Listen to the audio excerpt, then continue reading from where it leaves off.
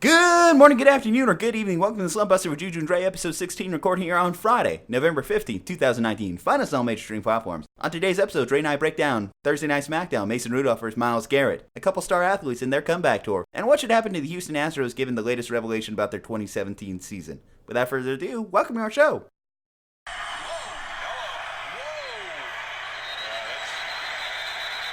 Mason Rudolph got into it. Get out of there.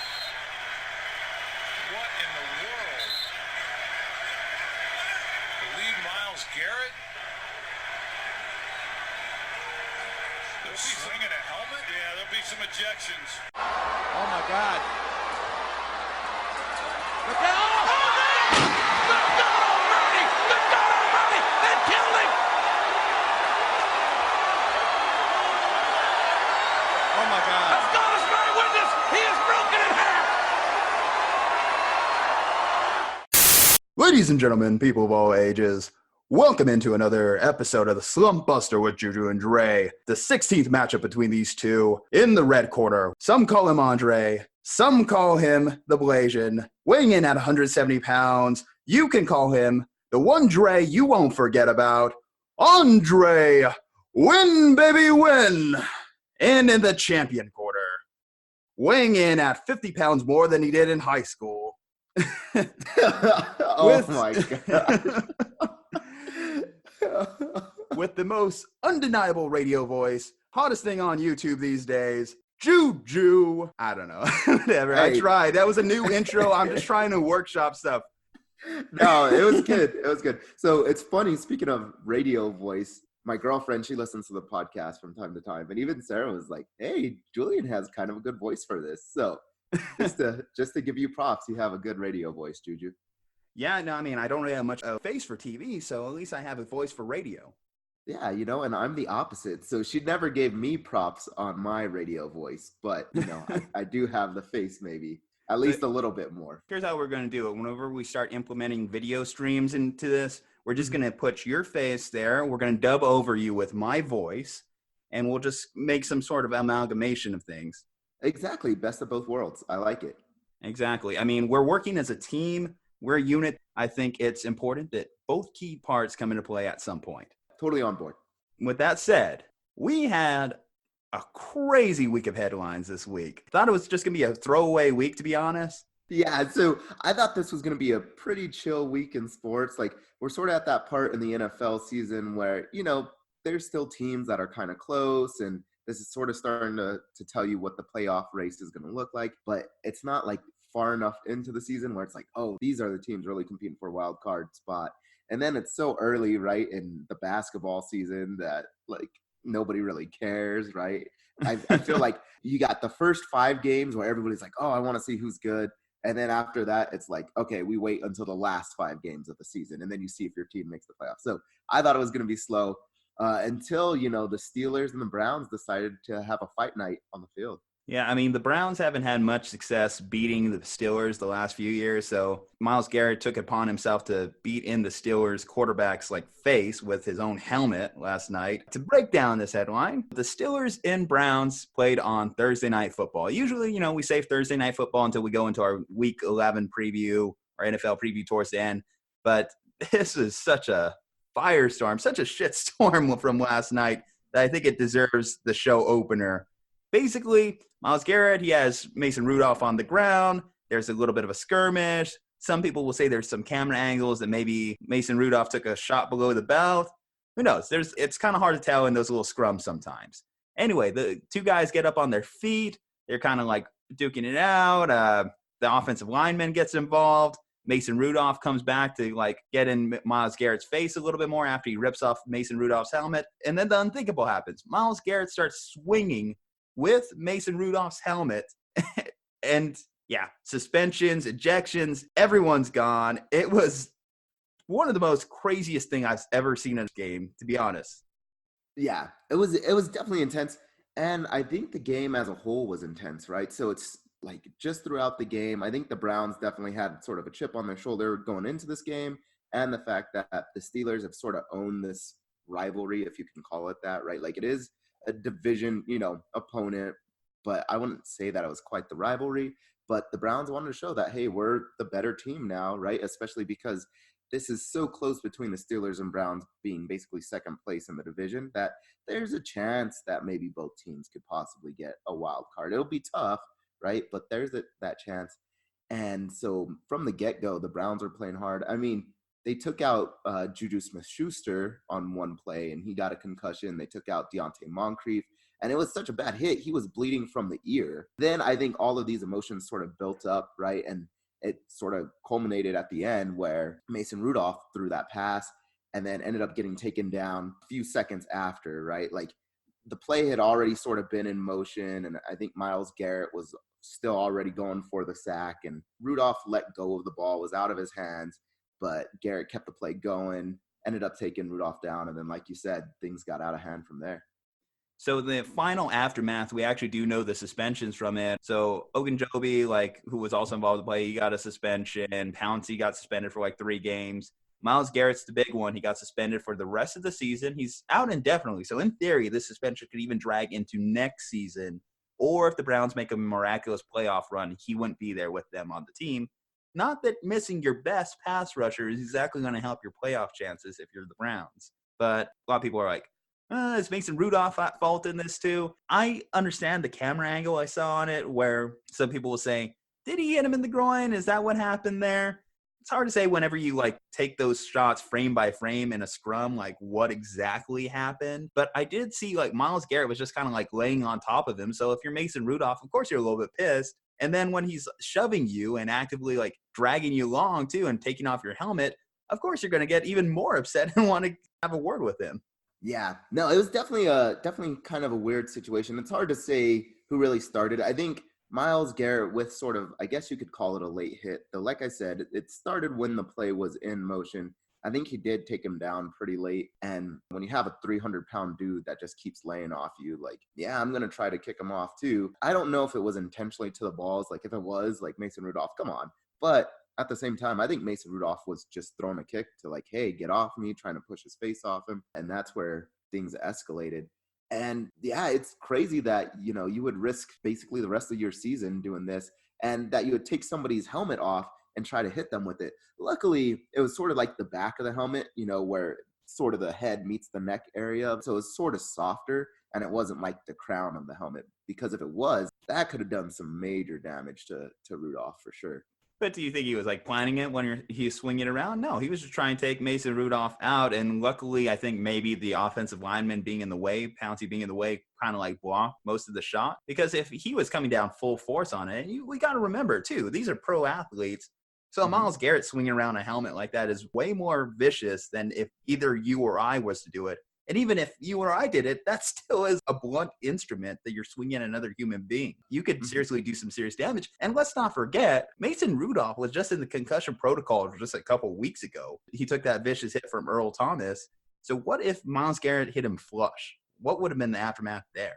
Oh, yeah, absolutely. I mean, and I'm not trying to say that Myles Garrett was not, or that was his intention was to hit him with the soft side of the helmet. Because when you start swinging a helmet, I don't think you're intending for it to be the soft part of the helmet. You're fully intending to take him out for sure. But you're exactly right. So Mason Rudolph just got out of concussion protocol not too long ago. He happened to get hit where it didn't seem like it was too big of a deal. But that very well could have even hit him hard enough to possibly even kill the guy. Luckily, that didn't happen, right? But a hard helmet, like you said, you're a pro athlete that weighs almost 300 pounds and you're swinging that full force. Absolutely, that could have done some damage. So thankfully, Pouncey was in the way. And you're right, that sort of made it to where it was a weird angle to sort of swing the helmet at Rudolph, but it definitely could have been much worse. What do you think on the suspensions? Do you think those were fair punishments? I think it is. Myles Garrett, not seeing him the rest of the year, I think that's adequate. When you consider all the other assault charges that have happened outside off the field that we don't have video footage of, we had loose evidence of. You see this one full and clear, he's trying to actively take out another human being. So I think it was justified suspending him the rest of the season. Do you think it should carry into next season?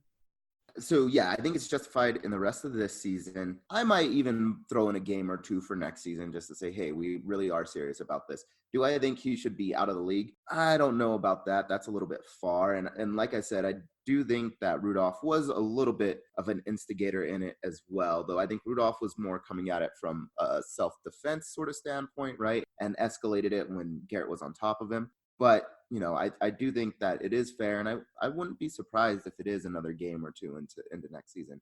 But that being said, if it's all of next season, that might be a little bit strict. What are your thoughts? I think it's fair. Basically, the standard is about 6 games for like some of these other assault, domestic violence issues that we've seen. So he's suspended for the remaining 6-7 games on the Brown schedule, not counting any playoff appearances that could potentially still be out there. Yeah, if he was to miss another couple games in the regular season next year, I don't really think it would make that big of an impact on necessarily him or turn him around, because the big thing too is it does seem like an out of character moment for Myles Garrett. Like, I got to say, I don't think anyone really like saw him as a dirty player per se. I think it was a bit of an anomaly to see this guy just straight up swinging around a blunt instrument trying to take out Mason Rudolph, who like is the most, I don't know, milquetoast like character on the field. I certainly wasn't expecting those two to like start this big old brawl between the two teams. Yeah, no, I think you're exactly right. I think it is a little bit out of character for him. I think part of it was the passion that they're playing with. It's division rivalry, right? So things just get a little bit heated. Do you think the suspension would be more severe if it were like a Tom Brady or an Aaron Rodgers? Yeah, I've heard that one. If he was swinging at like Aaron Rodgers, Tom Brady, his career would be done. Mason Rudolph, it's kind of a throwaway quarterback. Like at the end of the day, like he doesn't even have job security into next year. He might not even have job security this year with the way that he played last night. Yeah, that's completely true. It's hard to say because the league will tell you that they don't play favorites. They take this league safety thing serious for each and every player all the way down the line. Some of the fines they handed out, like you remember in the Philly Green Bay game a few weeks ago when you had Jamal Williams get taken out and what's his name, Maddox from the Eagles also get taken out to the head too. They did hand out some pretty hefty fines in that game. But when you're talking about like suspensions, ending careers, stuff like that, it's hard to say like anyone's really irredeemable in the NFL when you consider some of the guys that have come back from suspensions. It sucks that it's such a prime time game. All eyeballs are on you when you're on one of these Thursday night games, Monday night games, etc. Even if they're not the greatest games of the world, like people still tune in, even the casual viewers. And I think the NFL will probably take that a little bit seriously. A bunch of casual eyes saw this. I don't know. It's going to be interesting because it could have a positive effect, honestly. A lot of people are talking about the negative effect, like, oh, how will people look at athletes after this? Well, there's a good percentage of people that watch hockey just for the fights, too, So there's maybe some viewers who kept being that. Hell, you actually got to see a combination of your two favorite sports last night. Yeah, and, you're exactly right, is that when it comes to sports, sometimes, bad publicity is just as good as good publicity, right? Like, so there is no such thing as bad publicity as others would say. And I definitely think that now when, these teams play again later on down the road, you're going to see a packed stadium, right? And you're going to see the tickets are going to be completely sold out. There's going to be tons of eyes on this game, even if it's a Sunday morning game, right? Just to see them go at it again and see what happens. So I definitely think you're right, though it can look bad for the league, especially if things had gone worse. So like we said, Mason Rudolph just came out of concussion protocol, and he happened to, get hit with sort of the best part of the helmet you could get hit with. And if things are slightly different and Mason Rudolph collapses, then I think things get really bad for the NFL. So I think they absolutely have to say, hey, this is an instance where we got to basically kill it here. Like, this will never happen again. And we're suspending everybody. We're sending out fines, and they have to stop it. Though I think you're right. I think it sort of generates some good publicity for him, almost WWE-ish. What about some of the other suspensions? So Mason Rudolph not getting a suspension, as well as Pouncey getting his 3 games. And I definitely think Ogunjobi deserved that 1 game suspension because that shove to Mason Rudolph too was like just out of nowhere and uncalled for. Yeah, and I mean, I think it's fair all around. I think maybe even Mason Rudolph for that kick possibly, right? I think they should investigate that a little bit more and see if there's other camera angles that show that kick a little bit better possibly. So again, I think Mason Rudolph was defending himself, but if you're the league and you want to be fair, you got to possibly send a message with, hey, here's another game suspension for Rudolph. As for Pouncey, I mean, I think it's fair that 3 game suspension, but at the end of the day, he had his boys back, and what's he supposed to do? absolutely he's supposed to protect his quarterback. And so I don't fault him for it. Like, do I think it's a fair suspension? Sure. But at the same time, if I'm Pouncey, I'd do it again, 10 out of 10 times. What does it mean for both these teams, though? So the Steelers managed to battle their way back into the playoff race. They were legitimately the 6th seed if the season ended last night prior to the game. And then the Browns, they had, this is their second straight win. Managed to pull off a big win against Buffalo last week. They got a couple more home games coming up. They very well could battle their way back into it. I'm not liking their chances just coming from, a 2-6 record. That's like, you're definitely battling uphill from there. And obviously Baker Mayfield hasn't looked his best. The game was still kind of sloppy for them at points. They had a good opening drive. But now, again, you're the Browns. You're missing your best pass rusher for the rest of the season. You're the Steelers. You're missing your best offensive lineman for at least the next 3 games. And then you even talk about the injuries to Juju and others in that game. Both these teams are going to come out the worst for the wear. Yeah, I don't think it looks good for either of these two teams going forward, right? Is exactly what you said, is the Browns defense now takes a big hit. And we know that their offense has even struggled, right? Even though they added a lot of really skilled players, the fact that they don't have that great of an offensive line has meant that their offense has struggled. And so now you possibly add in a worse defense. That, could cause some serious trouble, especially if you're playing some of the better ranked teams in the league. As for the Steelers, I just think, now they had a little bit of hope going, to the rest of the season. Like you said, they were sort of in that wild card spot. But now I think they definitely fall out of it. Just Juju's injured. Who knows how long he'll be out for, right? If it's a major concussion, it could be 3-4 weeks even, right? It just depends until he's able to get out of concussion protocol, which we even saw with Mason Rudolph earlier this year. He was out a few weeks. Deontay Moncrief, who knows? He was bleeding from the ears is what I had heard. So I don't know if he also has a concussion, but he could potentially be out for longer. James Conner has been getting hurt repeatedly, and he hasn't looked as sharp as he did last year. And so now you don't have some of your best receivers. You don't have one of your best running backs. And the defense has been great, but when the defense, I know that we've got some really good safeties now with Minkah Fitzpatrick, but he can't score all the points for your team, right? Like, you need your offense to be able to put up some points. And without these guys, we're not going to be able to. So I just think it's a bleak outlook for both teams moving forward. Yeah, well, we know the Browns won the game, but who won the fight? Honestly, when you throw a helmet at somebody and hit them in the head, I think you almost win that fight. And when you need 2 or 3 guys coming after you to stop you, I think. I felt like Pouncey got him good though. Pouncey was a boy. He got him good, but I that would suck to be Mason Rudolph getting hit in the head with a helmet. Well, we talked about the combination of your 2 favorite sports. Mason Rudolph did a decent job fighting up from guard, wouldn't you say? Yeah, not too bad. I mean, that's what you're supposed to do. Kick off and get back up to your feet. So he did a good job. But no, it was definitely sort of entertaining. It was like, for me, so I get off of wrestling practice late, right? So I coach a junior wrestling team. I got all these little kids. And so that was about all I could watch of the game. And I was like, oh, this is kind of exciting. The score sucked for, my standpoint, but it was an interesting moment. For the record, we both picked the Steelers last night, so we both take another L for the Thursday night games. All right. That wasn't the only big thing coming out of the NFL this week. Another big headline. And, we've kind of walked around this topic a little bit. We mentioned it back when the first rumblings of the Jay-Z Rock Nation deal happened, somewhere around our first few episodes there. But Colin Kaepernick is going to get an official NFL tryout. So we're recording here on Friday. Tomorrow it will take place on Saturday. What do you think of how this kind of came to be? Because essentially, from what I was reading, some of the stuff I was hearing is Kaepernick was just kind of like chilling on Tuesday whenever the news broke and said, oh, I have an NFL workout? Awesome. And this is getting thrown out there by the NFL, not one specific team. It's kind of like a Kaepernick showcase opportunity. Yeah. Apparently like 10 or 11 teams are going to be showing up to this thing. And that's kind of interesting that it didn't come from the Kaepernick side and that it would catch him off guard. And so I almost wonder if it's sort of a way to, like, conspiracy theories, right? Is that this is a way for the league to finally put a nail in the coffin, and that Kaepernick might be a little bit unprepared, but they'll get to say, like, no, we gave Kaepernick a chance. He just didn't perform, right? Or he wasn't ready. He didn't accept it. And so by catching him off guard, it almost forces Kaepernick to put himself in a bad situation.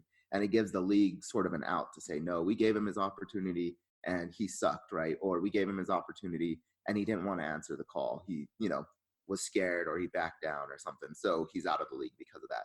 But that's interesting. I hadn't heard that it was from the NFL side, not the Kaepernick side.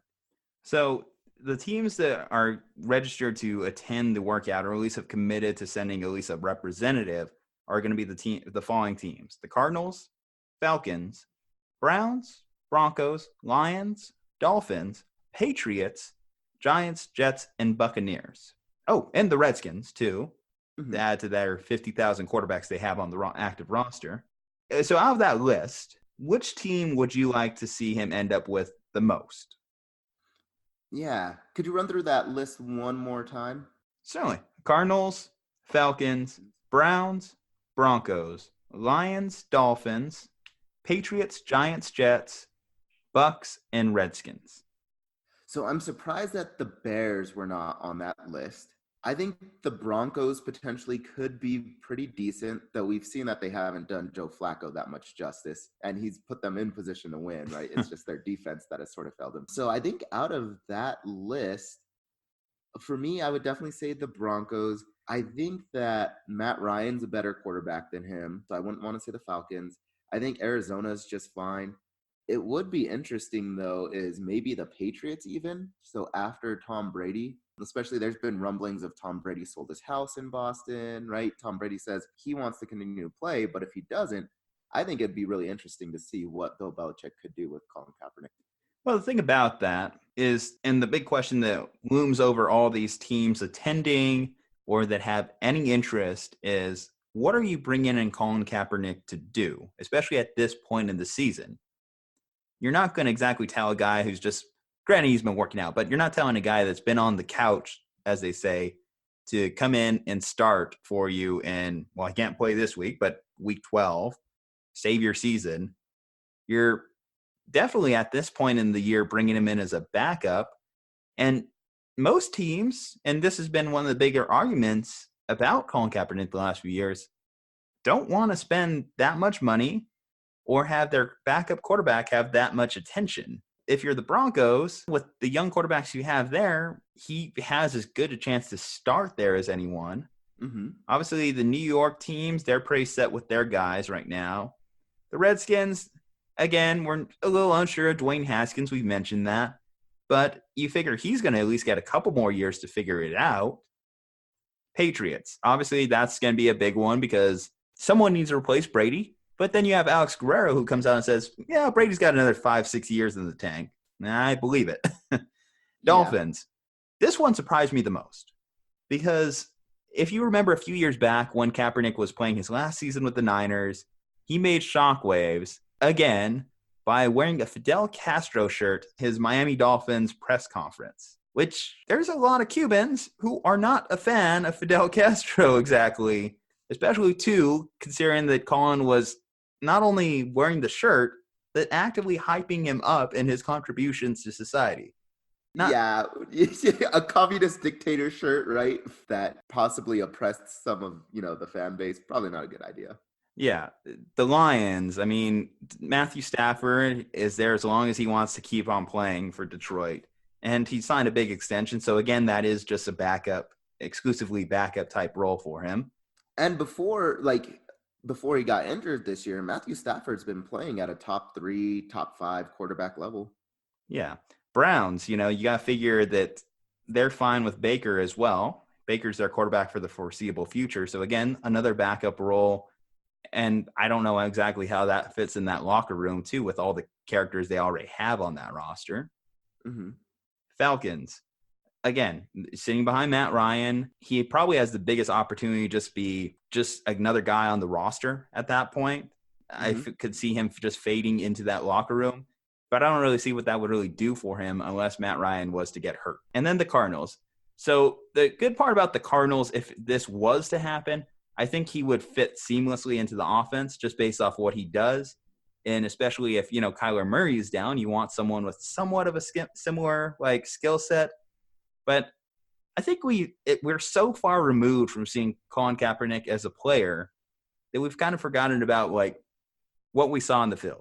And obviously, I'm very close to the situation, being a Niners fan myself. You know, I've seen the highs, I've seen the lows. I was Colin Kaepernick's biggest supporter when he first came out, and I was the biggest advocate of the move Alex Smith out of town scenario that happened. Because the way I saw it back in the day was Alex Smith has a set ceiling. He has the highest floor of the two, which we've seen, but his ceiling was always capped. Not to make a pun out of that, but Kaepernick had the biggest potential range of outcomes. And I think that showed whenever he got into the Super Bowl year. We were 6 yards away from pulling down that championship against the Ravens, albeit it just seemed that was just Ray Lewis's team of destiny moment. Now, in the years that followed, Kaepernick's performance, although statistically it was improving, you could tell the team around him was starting to fade a little bit. And then slowly started sprinkling in some surprise retirements, Jim Harbaugh's firing, a little bit of chaos in the locker room. And then suddenly he is a backup for Blaine Gabbert. You know, considering Blaine Gabbert is the definition of a perennial backup, that's not a good look. I thought one of the biggest things that was like a detriment to him too is they kept trying to make him the next Tom Brady. They kept trying to make him the next Peyton Manning. Stay in the pocket, don't move, don't run, don't just go for things. And I felt like that just was never going to really play, just based off what he does. And then finally, the kneeling stuff happened. A lot of media attention. Eventually, Blaine Gabbert showed his true colors, and Chip Kelly just said, you know what, let's put in Cap. He was winning games. Chip Kelly's college offense just kind of like worked for, again, what Capper was doing. He had a decent year, albeit the team still only won 2 games that year. And I think now our idea of how good he was is just kind of skewed by how long it's been since we've seen him on the field.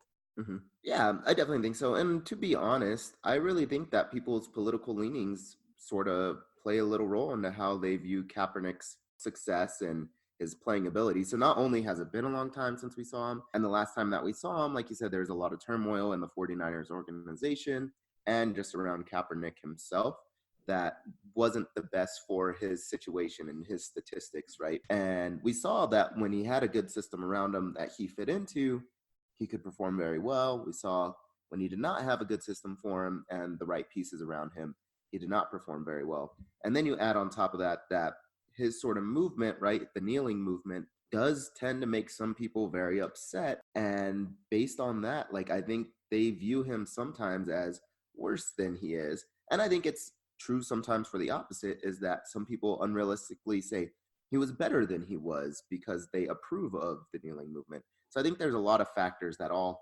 sort of mix in here for how people tend to view Kaepernick. Well, one of the big things that always stood out to me, again, coming from a fan perspective, was as he was trending down in his career, his statistical performance was going off the rails. You had people like photoshopping trash cans on top of him. You had people straight up calling him garbage. He was the Squidward meme. That was Colin Kaepernick's image towards the end, right? Mm-hmm. Then suddenly all those people, as soon as this kneeling movement like started, completely did a 180 on him to making him a top 5 quarterback. Oh, look at his touchdown to interception ratio. He's 4-1. If you were to ask me, is Colin Kaepernick one of the 32 best players or best quarterbacks in football today, I would probably have to rank him above some of the guys we have playing now. So I definitely do think that means he should find a starting gig. But let's not act like he's innocent in this situation too, as far as like him not finding an exact home. The Broncos are attending this workout. The Broncos and him should have been like a match made in heaven like 5 years ago. That was a situation where he could have potentially ended up, but he burned that bridge. And then the Ravens, who aren't on this list right now, they were literally nearing a deal with him. And then his girlfriend just like randomly starts shouting off about how Ray Lewis and his relationship to the owner is similar to that of Samuel L. Jackson's character from Django Unchained. You know? Which, if you haven't seen the movie, is not quite what you want to be compared to. Not a flattering image at all. No. And then you have these other teams and these other players around the NFL who have like propped themselves up to act like saints in the situation, like the Seattle Seahawks, Pete Carroll, how they'll all the time, like say stuff like, oh yeah, no, we think he should definitely be in the league. We support this guy. We love this guy. And they didn't end up signing him. It's a very multi-layered issue in how people approach this that I just don't even know how to evaluate Colin Kaepernick, the player, at this point. I know. And what would be really nice, and I don't think they're going to do it, but it would be nice if you can sort of have like a televised look into this sort of combine for Colin Kaepernick just to see like how accurate is he still? How fast can he run? Is he still strong? Is he still able to jump high? Like, can he make the passes that you would want him to make?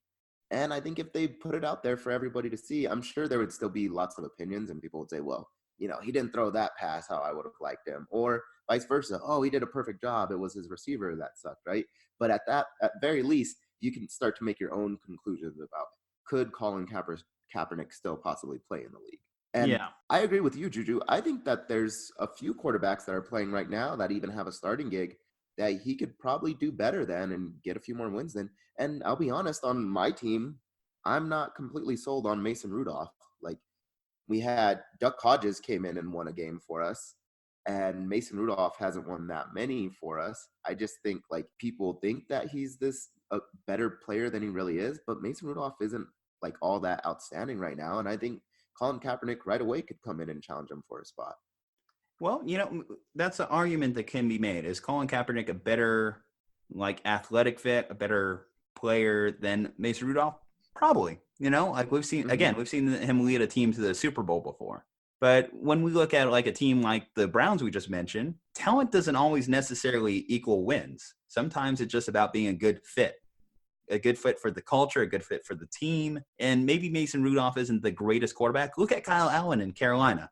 Not the greatest quarterback in the world. People will admit he's like a physically limited quarterback, but he has resulted in more wins for the Carolina Panthers than the far superior talent that is Cam Newton. And I do think that there is just a certain amount of chemistry that a team needs. Now, am I saying that if you put Colin Kaepernick on your roster, your team's just going to tank, it's going to be over? No, but I do think that that is something that you have to be wary of because, again, if you're just signing him as a backup, you understand you're signing the most publicized, most talked about backup quarterback in the league. And if you have a younger quarterback on your roster that's starting, doesn't that cause some kind of turmoil too? Because let's say the Bears do sign Colin Kaepernick and you're trying to build up Mitch Trubisky. You're Matt Nagy. You're that like front office. And you're told Mitch, hey, listen, we're bringing him in. We just think it's good to have a veteran quarterback on the roster. Don't worry about it. Well, what's Mitch going to think?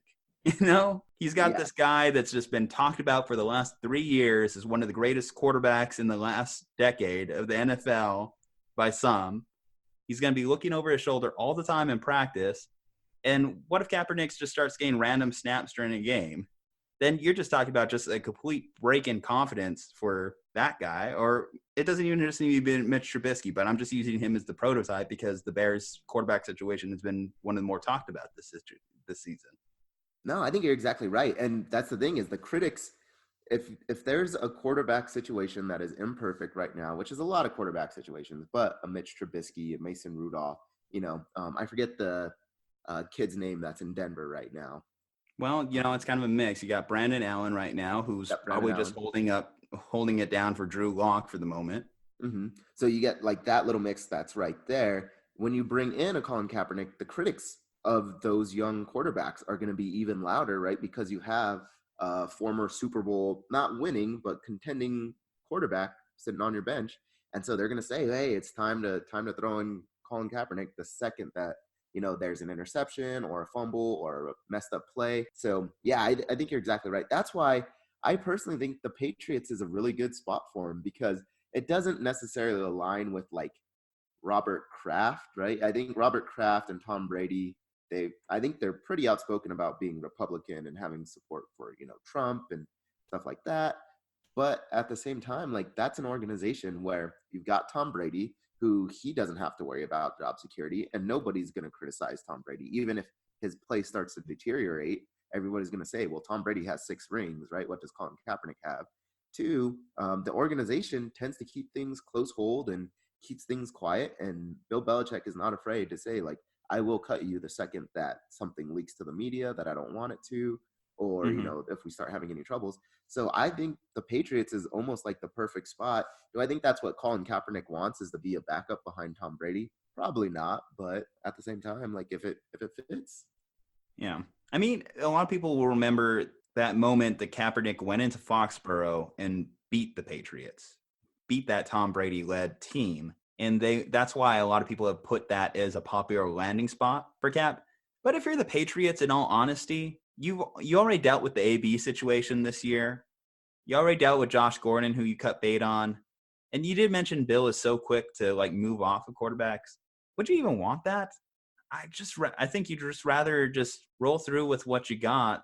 I mean, again, if Brady says he could roll through for another 5-6 years, Robert Kraft has already shown that he's not going to exactly tell him no. Yeah, I don't know. I think it comes down to like that risk reward ratio, though, right? Is taking the risk on an Antonio Brown, where we've seen him have a lot of troubles, right? Like, yes, there's that risk, but the reward could have been fantastic for him, right? Is that Antonio Brown, you have a Pro Bowl level caliber wide receiver for Tom Brady to throw to, and you already have one of the better defenses that you've had in recent years. So a good defense mixed with a really good offense that gets you a ring. And, worst comes to worst, you cut Antonio Brown like they did. And it was likely he was going to have some issue and you would be able to get out of that contract. And so I think same thing, like the reward is Tom Brady can get hurt. You throw in Colin Kaepernick, you possibly win another ring or two or three if Colin Kaepernick is at the level when he first came into the league. And, the risk is, hey, I'll just cut him. But what's the reward for Kaepernick if he goes to a place where he's just off the radar, like New England? Because a big contention is for a lot of teams is, what does Kaepernick really want to do? Does he want to be a player? Does he just want to be a quarterback, another name on a jersey? Or does he want to be an icon? Does he want to be a symbol? Does he have that same opportunity as backup behind Tom Brady? Yeah, that's a good question. And I mean, I think that's the thing, is when he signed with Nike, and that was part of the big Nike controversy, right? Is that they were signing him more because he is an icon, not necessarily because he's an iconic player, right? Like there's a difference. Michael Jordan, iconic player, Colin Kaepernick, more of an icon. And so I think that's a good question. I don't know if I have the answer, right? Is maybe Colin Kaepernick's stance has changed. I would be really interested though to see if he does get another opportunity, would he kneel or not if, that franchise said, hey, we will not allow kneeling? And I think it'd be a really interesting decision and see what he's really about. Well, now they've set it up in a way where if you do choose to protest, you can protest inside the locker room. You don't have to leave the team tunnel, Hmm. etc., to do it. Now, has the political climate changed significantly since 2016? Is it better or worse in that time span to justify like Kaepernick wanting to continue this stance? We saw that not necessarily him, but at least people around him were heavy critics of Jay-Z. We talked about Kenny Stills. We talked about Eric Reed. And Eric Reed's still out there calling this whole thing just a PR stunt by the NFL. And maybe it is. Maybe it is just a PR stunt. But it's one, if you're Kaepernick, you can't exactly pass up, because I've heard this thrown around. If he does decide, I'm not going to do it, then he just looks ungrateful, and it's like, okay, what do you want? Hmm.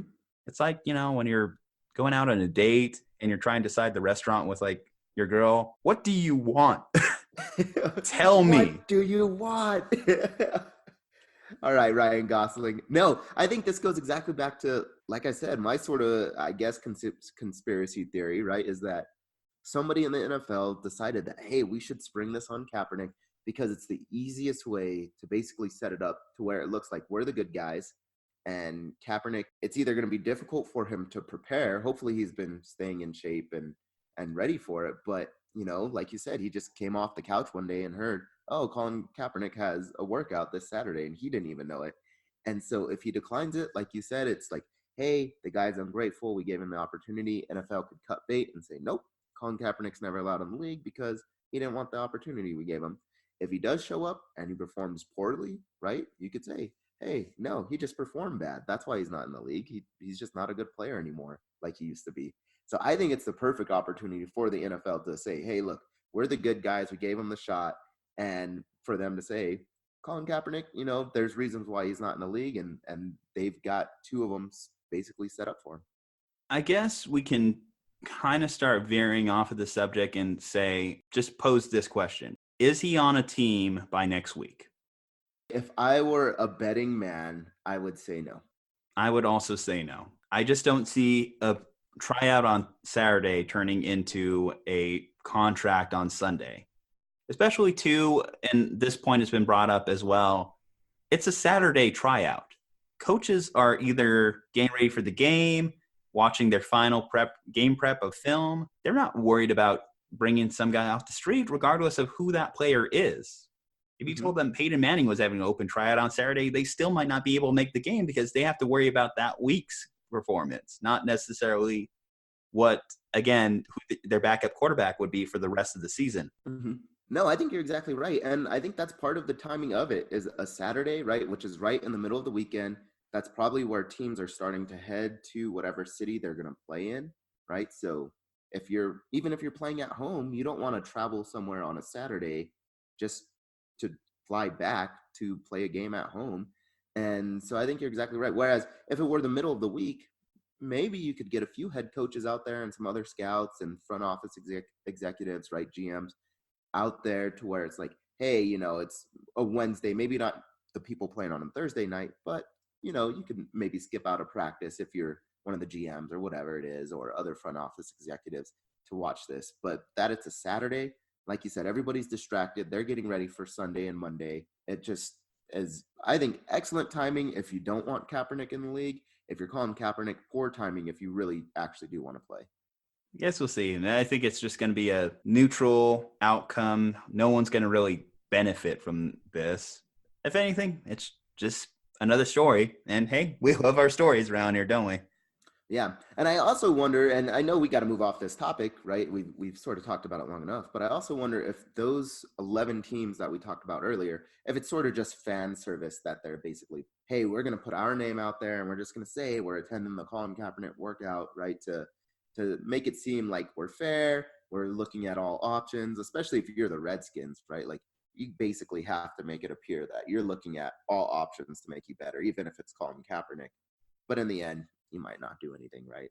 Well, what do these teams have to gain from it, I mean, it's true, right? Maybe it helps bring in a few fans, though, Even maybe if we reached out and tried to get Kaepernick.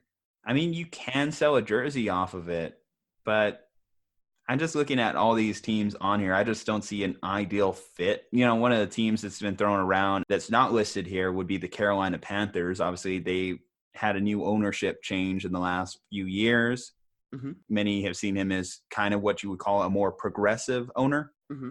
And obviously, Cam, Eric Reed, all those guys are some of Cap's biggest supporters. So that would be an option, albeit Cam obviously won't be on that team next year, as we've kind of discussed and is pretty much official at this point. But all right, like I said, I think it's time we move on because we actually got to talk about another big comeback that happened. This story kind of got glossed over in all the headlines of the week, but Carmelo Anthony is back in the NBA.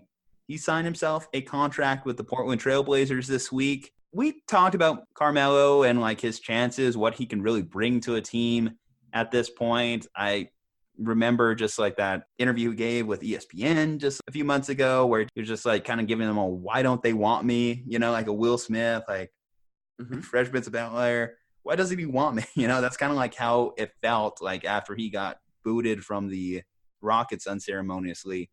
And hell, Team USA didn't even want him, and they obviously were a big letdown themselves. But the big question is, what does Carmelo Anthony bring to a team at this point? Money. Like, I really think that's it. Like, I think it's a cash grab for the Blazers because right now their team has sort of been a mess, and they had high hopes coming off of last season, right? They made it to the Western Conference Finals, and then Golden State, we've seen what's happened to them, sort of all got hurt. Unfortunately, I hope they all heal up very well and they come back next year just as tough as ever, as I'm sure they will. But I would think that Portland and the Blazers probably felt like, oh, this might be our year to, possibly hop on top, even though we know that the Clippers got stronger. We know that the Lakers got stronger, right? We know a lot of teams got stronger. But then, like, the Blazers have been very underwhelming, like, and underperforming, and it's just sort of sad for that fan base to go from such a good performance last year and almost a surprise performance to where you're at this year. And you're not even one of the top 10 teams, I don't think, in the West. And so I think for them, it's like, hey, let's at least sign Melo. Worst comes to worst, like, we can't get any worse than what we're at right now. And then best case scenario, he brings in some jersey sales. So are you just completely writing this Portland Trail Blazers team off already? So I'm not going to write them completely off, but I did hear an interesting stat. So I listened to Locked On Lakers, right, with Pete Zayas, Anthony Irwin. Technically, it's Anthony Irwin's show. But I heard an interesting stat in that if you're not in, like, the top 8 in the first 10 games, like, of your conference, you have, like, only a 20% chance or something like that. Is either only a 20% or a 10% chance of making it to the playoffs at the end of the season. So you basically 80% of the time, you already know what the playoff picture is going to look like just based off the first 10 games of the season, which I found to be really interesting. I'd have to look more to see if that's a true statistic and exactly who developed that statistic, how they came up with it. But I think it's a really interesting statistic. And right now, the Blazers would be out of the playoffs. I think, though, they are just a more talented team than a lot of other teams in the West.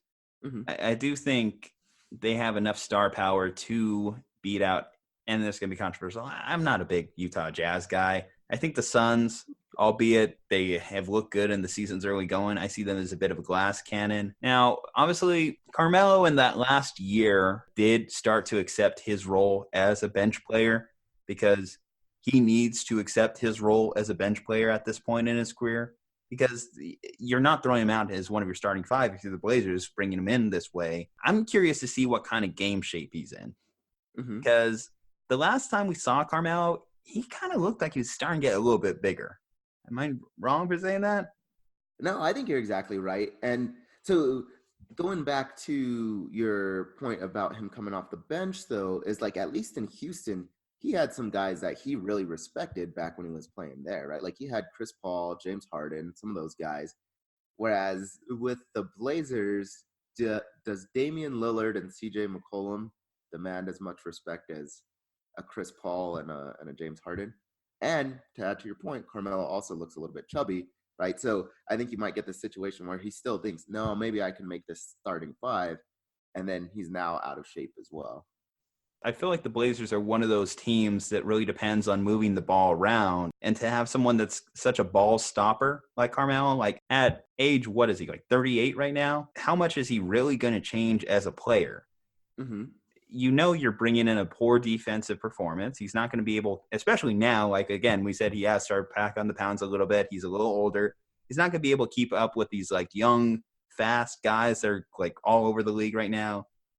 And we talk all the time about the NFL athlete game better. Same goes for the NBA. A lot of these guys that have come out in the recent drafts are just physical anomalies, like some of the workout plans that they put out for them. Even just a player from 10 years ago like Carmelo just looks like a dinosaur nowadays. Yeah, you're exactly right. And I think that's the thing is Portland was always sort of that offensive team, right? Like, they can go out and score really well, especially with those guards that they have. And so now you added another primarily offensive player, and Carmelo's defense is pretty poor. But that's the thing. Are they going to be able to outshoot the rest of the West? And that's where I sort of struggle a little bit is, I think the West has gotten so much stronger that, yes, they'll still be good offensively, but so are a lot of other teams that are much better than them on the defensive perspective. And that's why I just don't know if it really does much for this team. I mean, I guess it's a low risk signing, sort of like we were saying, like risk reward ratios in our last conversation. I think it brings in some money. I think, like, you're not in a much worse situation than you are right now. But at the same time, like, you're not in that big of, a reward situation for it either. I mean, but aren't you? Because there's some speculation. Is Carmelo really a bad guy?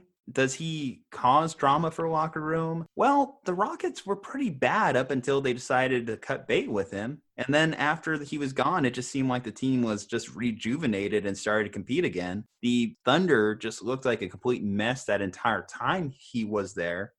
I mean, granted, I think Russ is part of that, and we've seen some of that carry over to Houston as well. But do you think, like, just, again, adding that one weird piece to the stew could cause a little bit of an issue. I mean, chemistry is a big thing, and I think it is especially a bigger thing on a smaller roster like an NBA team. No, you're definitely right. Is because that one voice in the locker room, right, only has to go to 14 other people, or rather than 52 other people, or some of the other roster sizes, right? And so I think you're exactly right. Is that this could cause something a little bit weird chemistry wise, and we've seen that Carmelo has bounced around different teams, and some people have said, oh, he's not the best locker room guy, or hey, even Team USA didn't want him around the young guys this year, and we saw how bad this year's Team USA team was, right? So the fact that even they weren't willing to bring in Carmelo. So I don't know. It's kind of an interesting signing, I think, for the Blazers. Like I said, to me, I personally think it's just a money grab. Is he going to be on this roster by the end of the year? Because he didn't make even like 20 games with the Rockets. Yeah, I personally think if he behaves well, right? Like if he is that good team guy, and even if he just accepts his role and says, "Hey, I'm coming off the bench. I'm going to be a good team player," I would say, yeah. Like I don't see there's a whole lot of reason to cut him, especially if the Blazers continue to do this poorly. Like, what good is it cutting him to try to make the 8th seed in the West? My thing about it is I think back to our first discussion about Carmelo. And I said it. I didn't want his career to turn into Vince Carter's career, where he has like 20 jerseys from random teams. He's just bounced around. And we just remember, do you remember that one weird year that Carmelo played in OKC or Portland or Houston or who knows next year, right? Mm-hmm. I feel like now we're at that point, and I think although he's still a Hall of Famer, we're going to remember just a weird era in Carmelo Anthony's career, and that's basically this last 3-4 years. Yeah, I think you're exactly right. And it sucks for the people that grew up with Carmelo, right? Is that like, oh, Melo really was a good player when he was playing for Syracuse, and then when he first got into the league. And I remember all like the commercials that they used to have with Carmelo Anthony, right? And I remember there is one with like a magic ball. I don't know if you remember this. It was like one of those people that looks at the magic ball, right? Like this old lady, and they're talking about the game, and like one of the questions was, oh, did they win the game? And she's like, of course, it's Melo, right? And so that's how I want to remember Carmelo, not like, oh yeah, he bounced around a million teams and nobody liked him and said he was bad in the locker room. We talked about it last week with Dwight Howard. Remember, like, do you even remember Dwight Howard's time with the Magic? No. You remember this last 10 years of 20,000 jersey combinations for him. Mm-hmm. I don't even remember Denver Melo. Like, it just seems like such a far cry from what I've seen. A fading memory, especially for our millennial culture, where it's just like, we're just on to the next thing, like day after day, not even a week. It's weird doing a once a week podcast when we consider all the things that happen in a given day. Mm-hmm. Yeah, absolutely. And now what I will say, though, is Dwight Howard, I think he's done an exceptional job on the Lakers. I was incredibly worried about it. I was very pessimistic, and I was like, it didn't work out the first time, and everybody knows that LA is a Kobe town, right? Even though you got Kawhi Leonard there now, you got LeBron James, Anthony Davis, all these guys, but everybody knows like it's a Kobe town, and Kobe didn't get along with Dwight. I thought for sure that it was going to go worse than it has so far. Now, granted, it's still a long season, and we don't know what Dwight Howard might do towards the middle of the season and end of the season, but so far I thought he's been fantastic. And I think that's the exact sort of blueprint for Carmelo Anthony is be like Dwight Howard. Just come in and say, hey, I know my role. I'm comfortable coming off the bench. JaVale McGee is still starting over Dwight Howard, even though Dwight Howard is probably the better player right now. And Dwight Howard hasn't complained too much, and we haven't heard too much come out of that locker room. And I think that's exactly, what Carmelo would have to do. I feel like Dwight, though, is still a better player at this point in his career than Carmelo is. Again, you got to remember the last time we saw Carmelo on the court, he went 1 for 13. If offense is your best thing, your best attribute. Yeah. And you're less than 10%, that's pretty bad. You're exactly right. Yeah, that's true. Yeah, at least, with Dwight, you can count on the rebounds. You could count on the energy he brings to the defensive end. I just don't know if that is still there with Carmelo, whether he could energize this team when you have to take CJ or Dame off the court. I think, if anything, it's just going to slow down that Trailblazers offense and might even make it worse. Yeah, I mean, that's the thing. Maybe it can add a different dynamic for your bench unit, right? When you are resting, like you said, that the two guards that they have up there. But I don't know. It's an interesting dynamic. I still think that he'll probably be on the roster come the end of the season. To back to your question earlier, but I don't think he results in a lot of wins for him. Well, hey, Vegas agrees with me. NBA odds before the Melo signing for the Blazers, 50-1. Championship odds for the Blazers after Melo signing, 50-1. So Exact same odds. exactly. Good for him. Get that bag. All right. So I bet you thought we were done with baseball headlines for the year. Well, psych. We get to talk some baseball because big thing close to home for me being out here in Texas.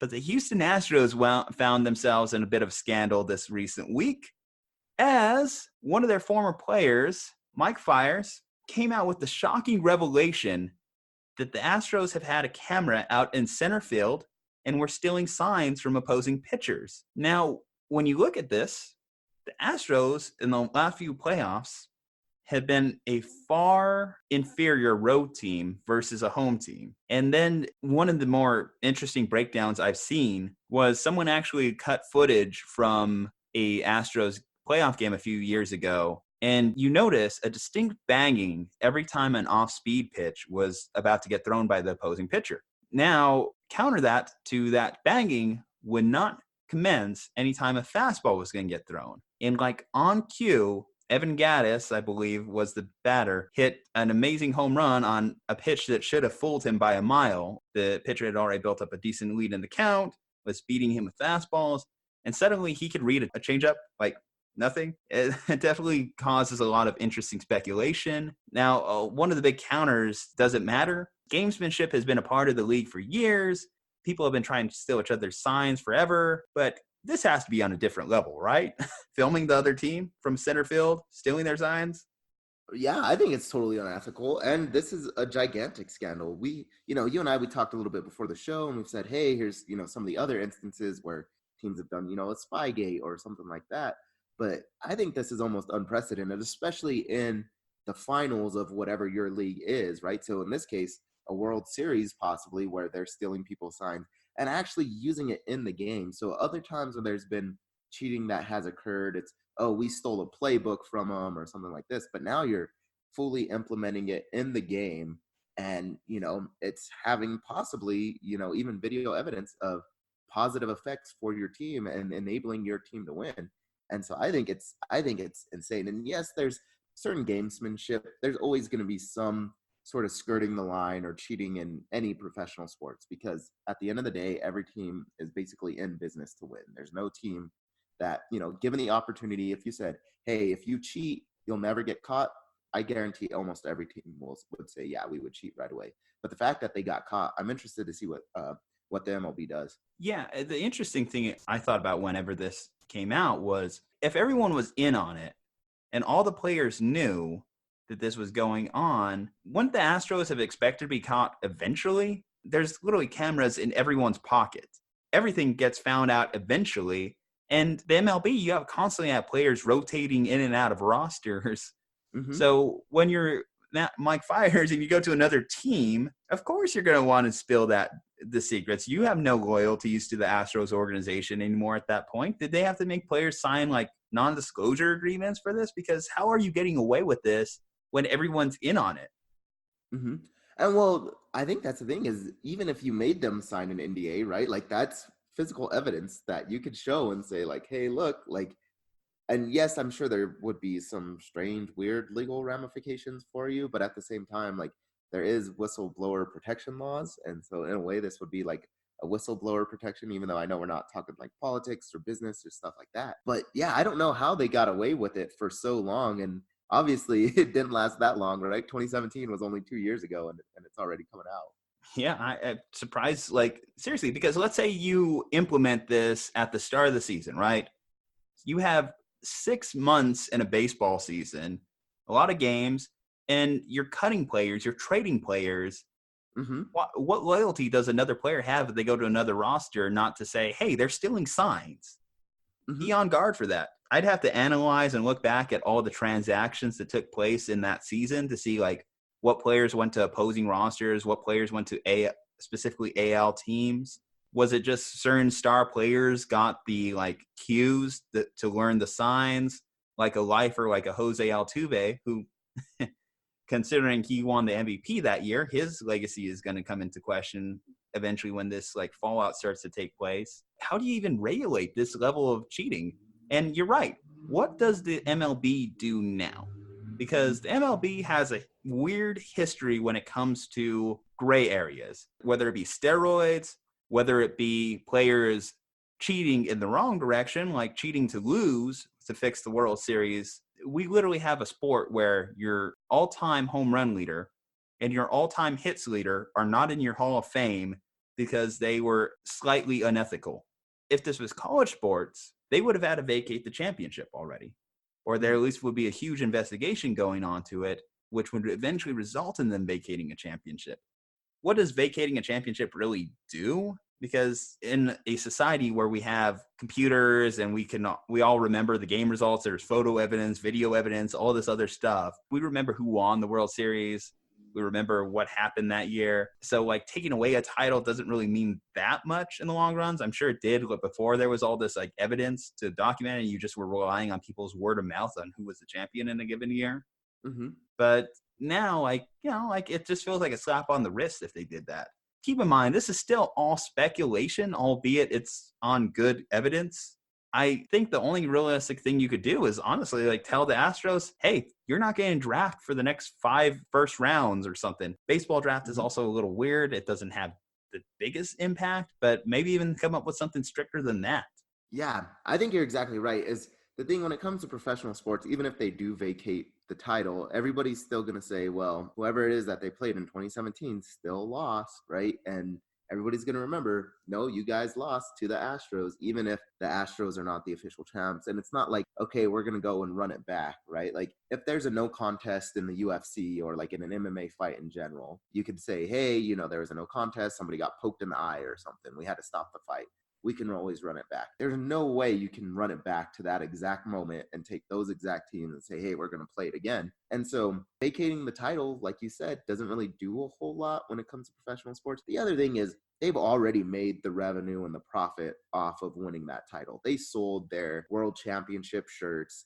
They've got the fans buying a bunch of more gear already from it. They've already got what they accomplished. So if you were to say, well, you guys have to vacate the title, it's like, okay, thanks. Like we still sold a bunch of jerseys. We still sold a bunch of stuff. We sold out all our tickets. We don't really care about, having an asterisk next to one of our titles. So I think you're exactly right. What I would do if I'm the MLB is one, I'm going to fine them a bunch of money. And I don't know what the biggest fine in MLB history is, but I would fine them a lot of money because I think that's what's really going to hurt them is, hey, you guys made money off of this, off your winning, and, you cheated. So now we're going to take some of that money back. And then, like you said, the draft picks, but I don't know how significant the MLB draft is. I don't pay a whole lot of attention, right? Like if you're in the NBA, a few first round draft picks could be your whole future. If you're in the MLB, I don't know if it's as big of an impact, but that's what I would do. I think perhaps maybe a thing you also consider is suspending any players that had any knowledge or were involved in the scandal. And front office executives, right? GMs, stuff like that. Scouts, even.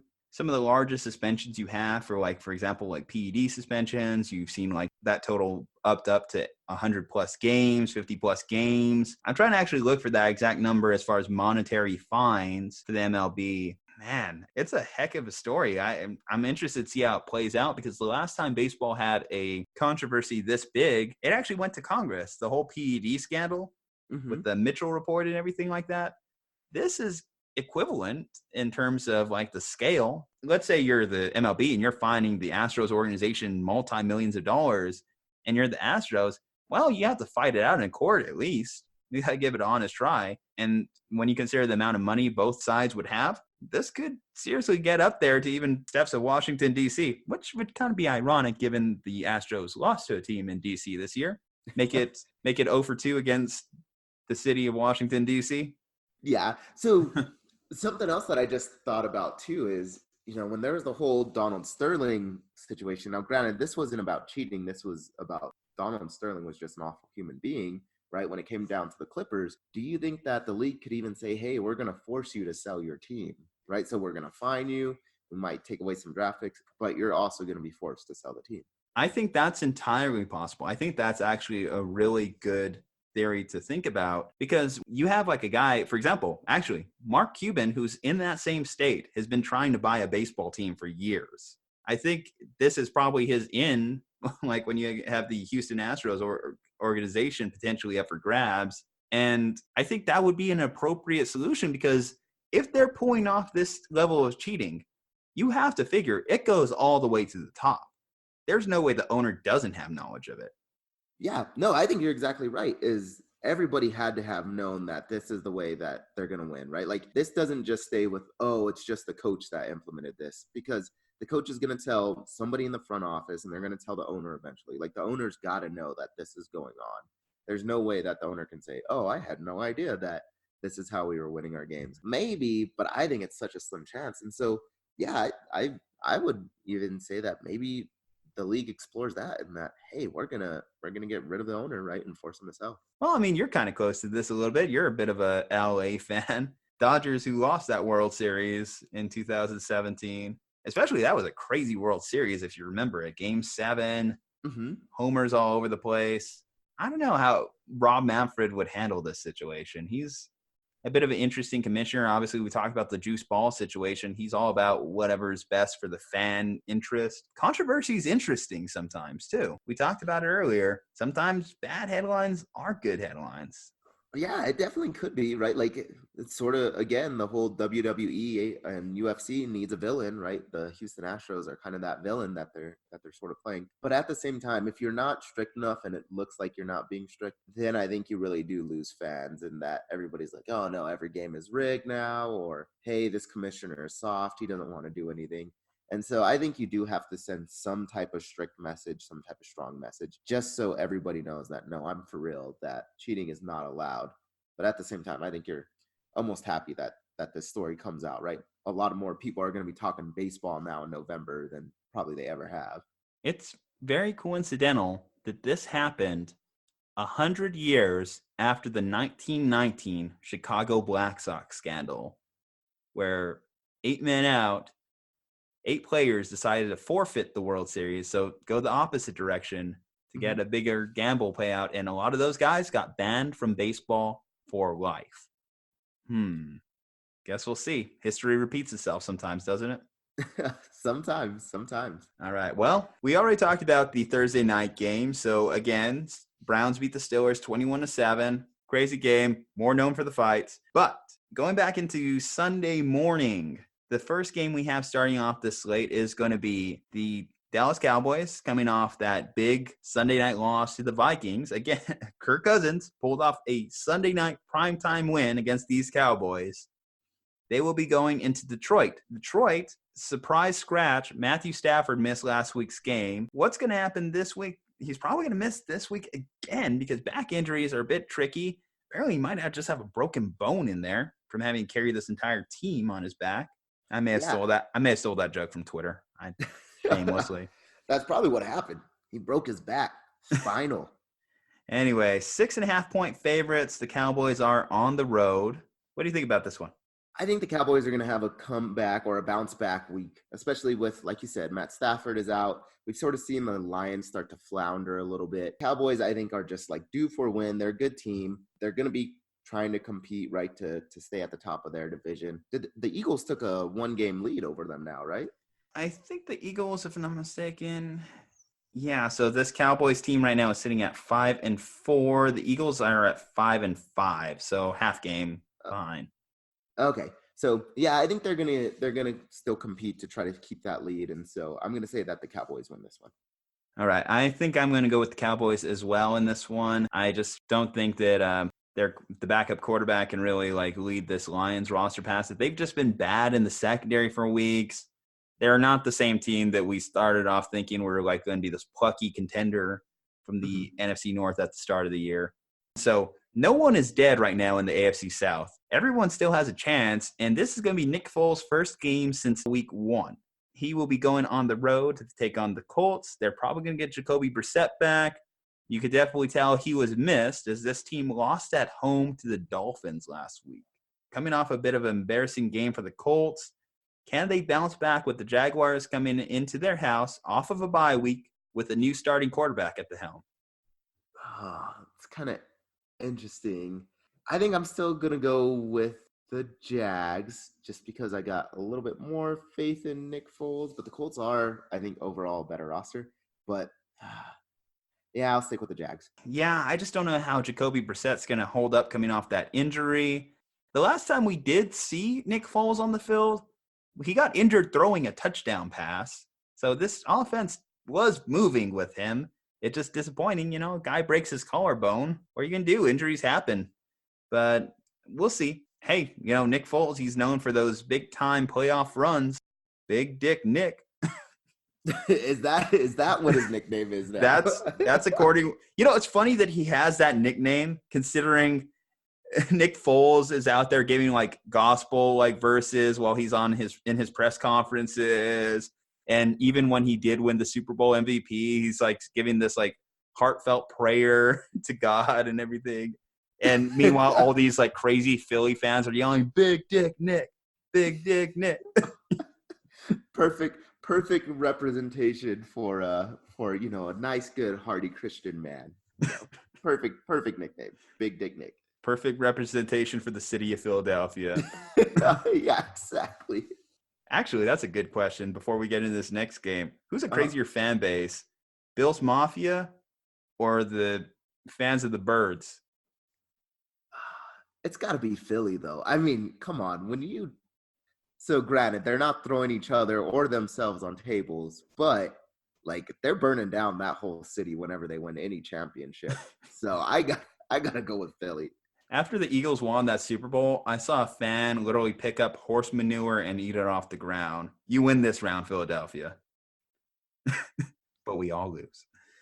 All right, next up, so we got the Bills. They are going into Miami this week, 6.5-point favorites. The Dolphins have won 2 straight, completely ruining their chances of quote-unquote tanking. That's what I was going to say is like, aren't they supposed to do the opposite? They're supposed to lose all these games straight. Okay, so here's what I'm going to say, because like I even heard like Eris talk about it on the Fantasy Football Pod. It's like, what are they thinking? What are they doing in winning these games? It's hard to tank in the NFL. These players are playing for their careers week to week. They don't care about this team's long-term prospects. They're playing for their next contract. So I think, especially if you're Ryan Fitzpatrick, you want to stay in the league. Ryan Fitzpatrick, that guy has honestly has one of a heart of a lion. Like I can see myself following Ryan Fitzpatrick into battle like one day with his smart, intellectual, like Harvard accent covered up by his like huge, ridiculous mountain man beard. I would love to have him as backup quarterback, but the problem is anytime you have Ryan Fitzpatrick as your backup quarterback, he's going to be the starter at one point in your year. Mm-hmm. Yeah, somebody's getting injured or going down or something like that. What I think is interesting is, so do they start coaching now and making coaching mistakes, right, in quotations, to make sure that they start to lose these games now? No, I mean, the only real thing you can possibly do to tank in the NFL is legit, like, sitting people out. But that's just not going to go over with your fan base. No one's going to, like, consider that a real possibility. I think, yeah, there's no perfect way to tank. With that said, Buffalo should win this game. If you're Buffalo, you need a win here because you're starting to falter a little bit. You're starting to come back down to earth. Andre's starting to finally get his way with the Bills losing these tough games to competitive teams. So if you're the Bills, you got to beat the bad teams. The Dolphins, despite these wins, are still considered a bad team. Give me the Bills on the road. Yep, I 100% agree with you. I think the Bills are going to struggle against the good teams. We saw them, basically trample through the bad teams, and Dolphins are still bad. Even though they've won 2 straight, and they even gave the Steelers a scare, they're still a bad team. And exactly right. Give them the Bills. All right. This next game up, so we have the Broncos coming off a bye week. They will be traveling into Minnesota. We talked about it. So, again, Kirk Cousins, huge win. I was not expecting it. I was not planning on it. I am still going to refuse to give this apology to you, Kirk Cousins. But you came out and you played well. You looked impressive handing the ball off to Dalvin Cook in that game. I got to say, like, grade A handoffs right there. But sometimes that's all you need. Adam Thielen has already been rolled out for this game. We've seen it with the Broncos, though. This is not a horrible team. So when I look at that 10-point line, it makes me question it a little bit. Brandon Allen, he's going to get the start in this one. Drew Lock's still not quite ready. I think eventually at some point Lock's going to take over because he's the guy they drafted. But, he's going to at least play this game. Minnesota should win this game, albeit I don't think they're going to live up to that line. So give me Minnesota at home. Yeah, I think it's hard to disagree with you. So it's going to be kind of a boring podcast, right, for any of our listeners. But I think you're exactly right. I'm going to take Minnesota at home. They're used to playing at home, at least in the colder weather, though granted, Denver also gets cold, but I hear back in that sort of Midwest area, it's getting really cold out there. Also, I think they've just got more of the weapons right now. The quarterback situation is a little bit strange in Denver, so give me the Vikings. All right. So the Saints, so it was interesting in our power rankings this week. There was a lot of losses up top that kind of made everything hard to reconfigure. Well, the Saints ended up losing to the Falcons. Both teams came off bye, so there was like no excuses for the Saints to be less well-rested than the Falcons, to be less prepared. It was a weird anomaly type game, but I guess that happens with division rivals from time to time. You will see a team like the Falcons who have no business winning a game still won. And I just wasn't expecting them to beat down on the Saints like they did. That was the biggest shock of that one. Well, the Saints will have a chance for redemption as they are going into Tampa Bay this week. Again, Jameis has been playing better under Bruce Arians. The last time these teams played, it was a close game in terms of score, but the Saints kind of ran away from them. Teddy Bridgewater was the quarterback in this game. Drew Brees has played lights out against Tampa Bay in his career, so I got to go with the Saints even on the road. Yeah, like I said, it's going to be a boring podcast apparently this week, and I'm going to take the exact same pick. I'm going to say the Saints, and for all those reasons, right? Like I think they're going to have a bounce back. The Saints are the better team, so I'm still going to take the Saints. Yeah, we had our excitement. 2 big comebacks, a controversial cheating scandal, a huge fight. I think we had our headlines for the week. So this next game up is going to be more to our thing because we might disagree because it's tough for us to gauge which of these teams is worse right now. So we have the Jets going on the road to face the Redskins. Redskins coming off a bye themselves, 2.5-point favorites at home. Where do you see this one? So you said the Redskins are the favorite at home? Favorite at home coming off a bye. The Jets, obviously, they had a big win against their in-stadium rival with the Giants this past week. Yeah, I think they're going to have that as a little bit of momentum. So even though they're going to the Redskins, I'm going to go with the Jets. Also, they're, if you could call it a more stable organization, I think they are than the Redskins. Redskins are kind of in turmoil, be it coaching or quarterback situation. So I'm going to actually take the Jets in this one. The last time the Redskins scored a touchdown was literally over a month ago. That is ineptitude on offense on a whole different level than any other team in the league right now. With that said, I don't think it keeps up, so I'm going to go with the Redskins coming off the bye. Their defense has been playing better. They got Darius Geis back this week. Hopefully they've done some game planning with the rookie and Dwayne Haskins. Give me the Redskins, so we'll have our first major disagreement this week. Yeah, at least we can make it kind of interesting. So, yeah, give me the Jets. All right. So we talked about the Falcons laying the beat down on the Saints. So the opposite side of this, they are going to be taking it into Carolina this week. Another division game for them. again, a team where we don't really know their sense of direction. Was that like Dan Quinn just trying to save his job with last week's performance? This team we still believe is talented in some ways. They have some great pieces in a Matt Ryan, in a Julio Jones, Calvin Ridley, all these like stars on their team. And yet Carolina is a more complete roster right now. Are we both leaning the Panthers in this one? For the sake of being different and not being boring, give me the Falcons. They beat the Saints. The Saints were, at one point my number one team in the NFL in my power rankings. So give me the Falcons. Okay, so carrying on for 2 straight weeks. All right. Falcons are pulling it together, I guess, in the season's second half. Matt Ryan is the king of garbage time, and when it comes to garbage time in the season, they're going to pull it out. So, well, his team is a garbage team, so yeah. No, I will probably regret that one, but I'll stick with my pick, and I'll say the Falcons. I'm excited for this next game. This has game of the week potential on it, although I don't think it's going to be a high-scoring one. I think it's going to be a very boring game, but fun game to watch because of the stories going into it. The Texans will be going into Baltimore this week, so we get to see Deshaun Watson across the field from Lamar Jackson. Now, I know we're not supposed to get excited about quarterback matchups when 2-star quarterbacks go head-to-head, but it's hard not to compare them when they're both on the field against each other. I'm excited for this one. I think it's going to be a good barometer for both teams. The last time we saw the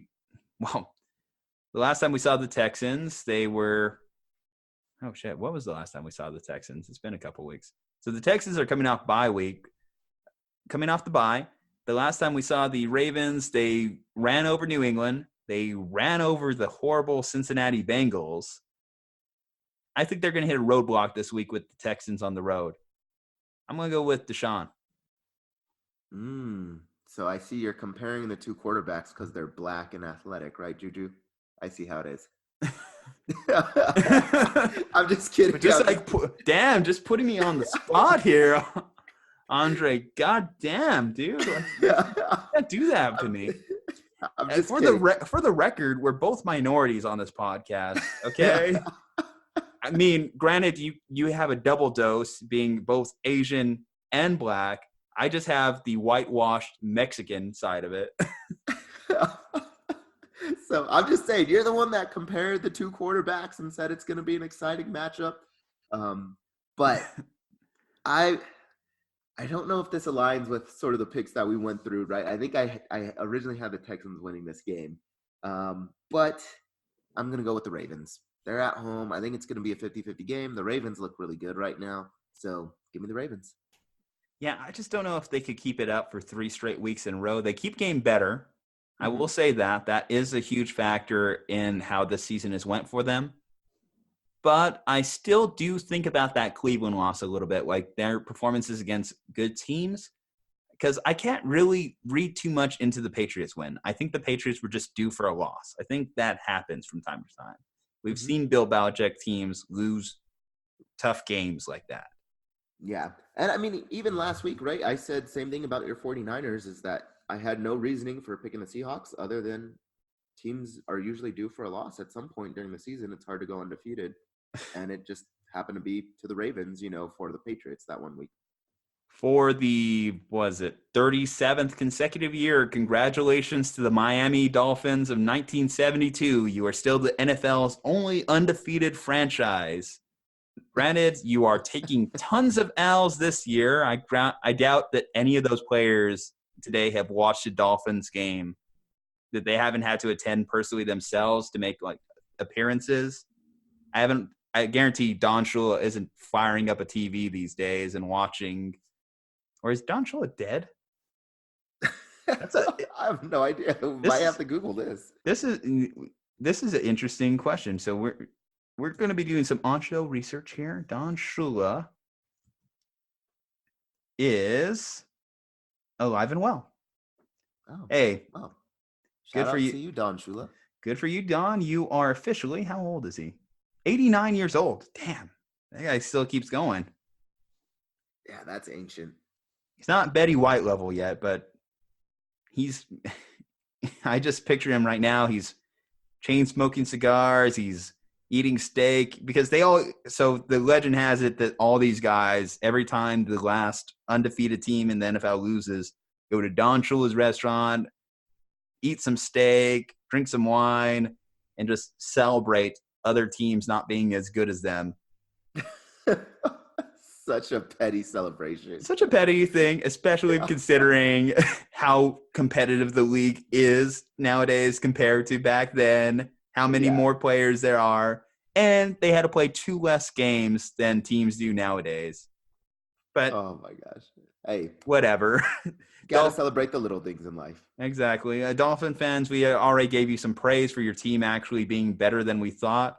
So we're just going to rip that up. We're going to rip the cord right now and just belittle your legendary historic team from 40, 50 years ago. Anyway. All right. This next one up. So, you had my team due for a loss last week.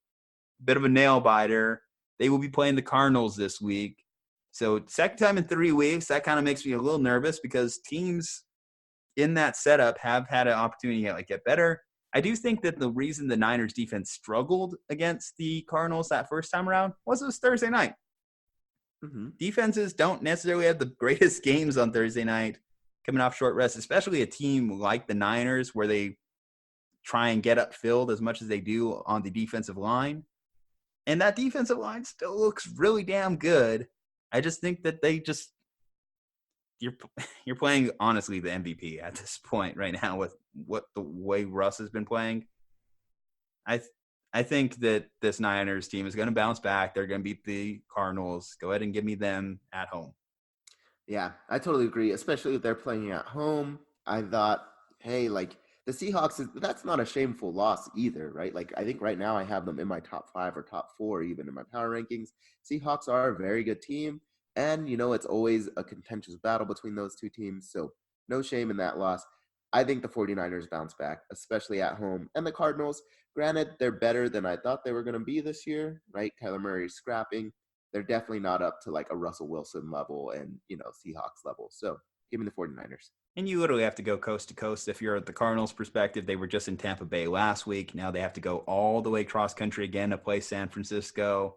Mm-hmm. The big one is going to be Emmanuel Sanders and George Kittle's health. So keep an eye on those because if those guys are out, it could be a little bit of an ugly game.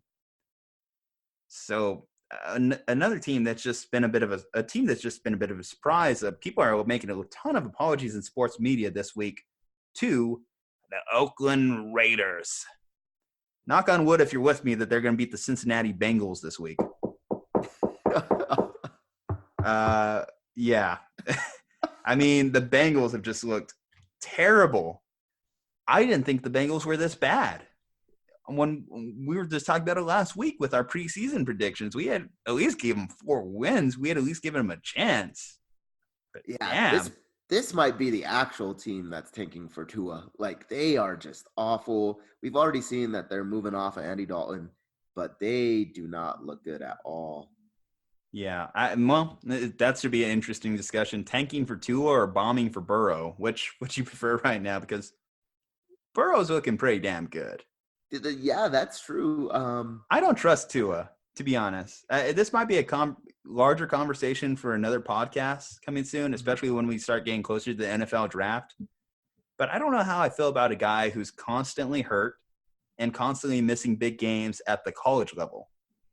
That won't translate well to the pros, will it? When you have guys who are bigger, stronger, faster tackling him? I mean, you could sort of look at it as Cam Newton was also a guy that was getting hurt even back in college. And look at where he's at now. Now, granted, different styles of play and stuff like that. And Cam's a bigger guy. Mm-hmm. Yeah. Cam was able to take much more of a beating, but look at where Cam's career is now. Yeah, where he's injured all the time, right? And Andrew Luck, same way, is that he started getting injured early in his career. And he just finally said, look, I get injured way too often, and it's not the life for me.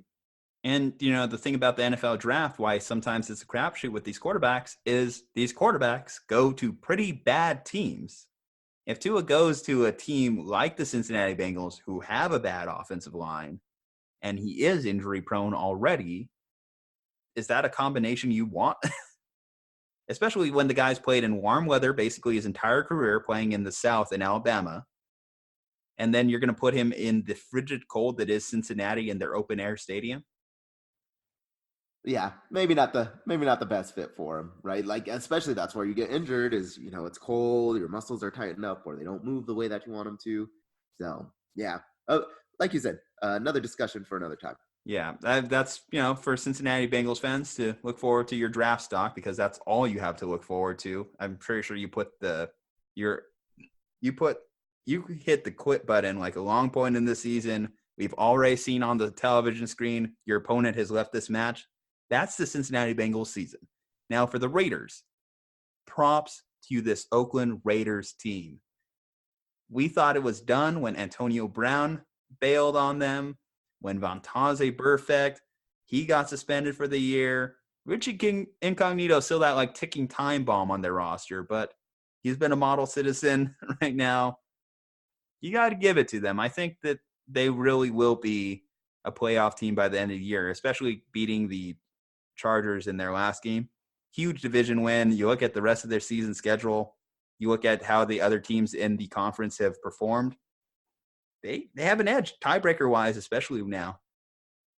Yeah, the Raiders look good. I think you got to be excited if you're, living in Las Vegas, right? That you could see a good Raiders team.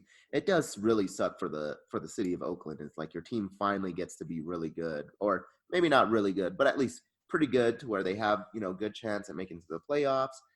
Derek Carr is actually starting to perform like, we've seen him in the past.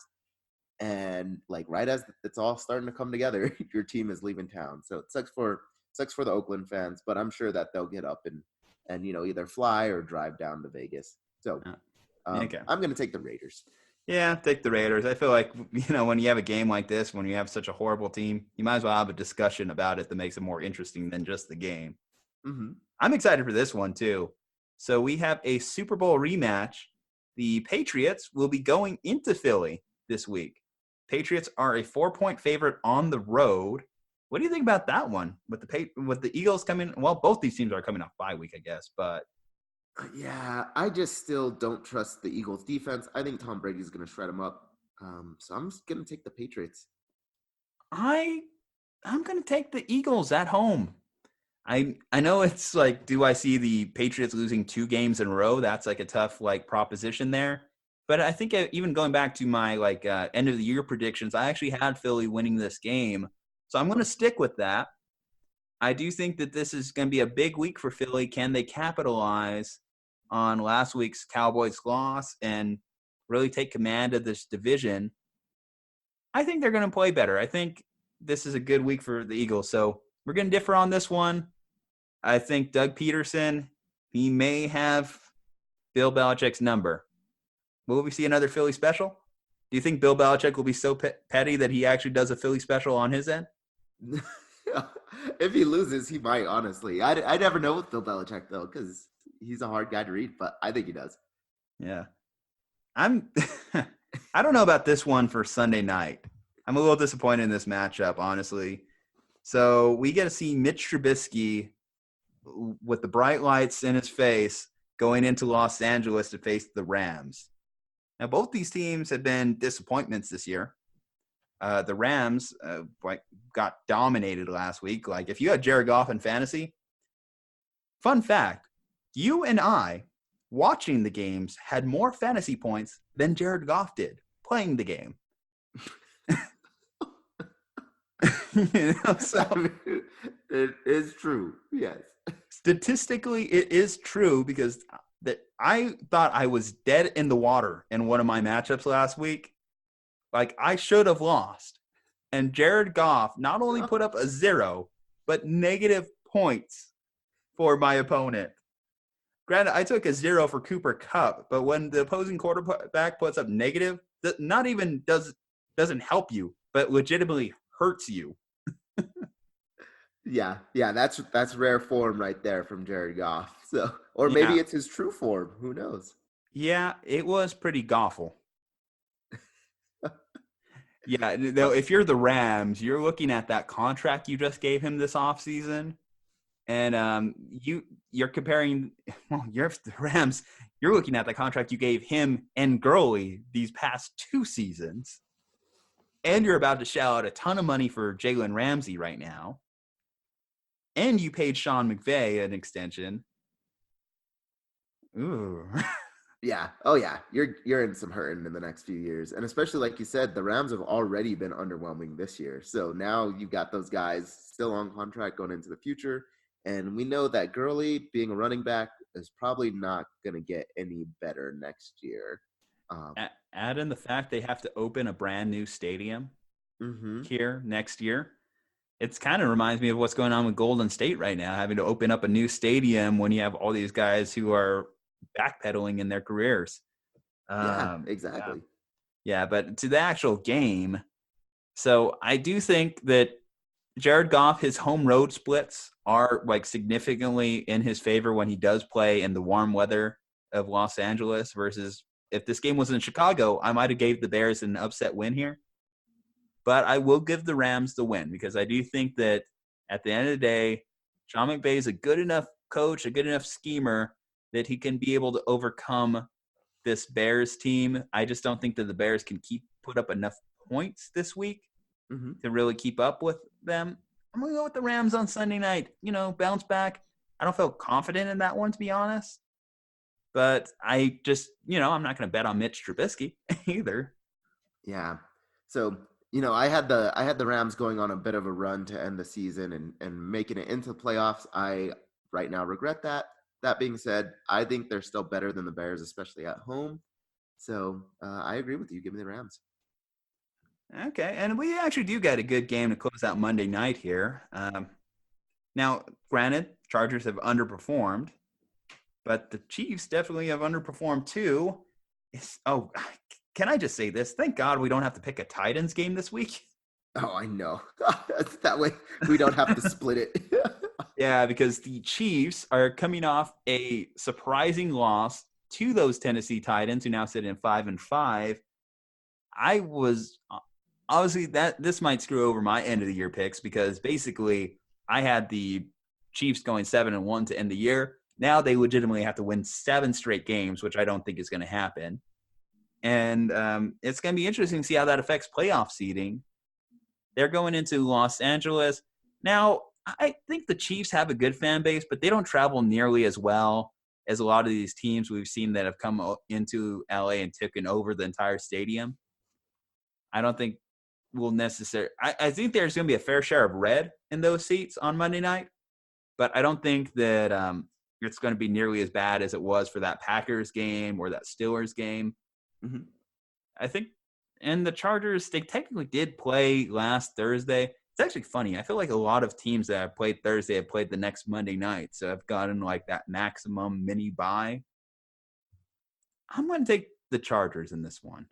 Really? Which is crazy considering that I'm so high on the Chiefs, but I do think that there's a level of factors that line up in their favor.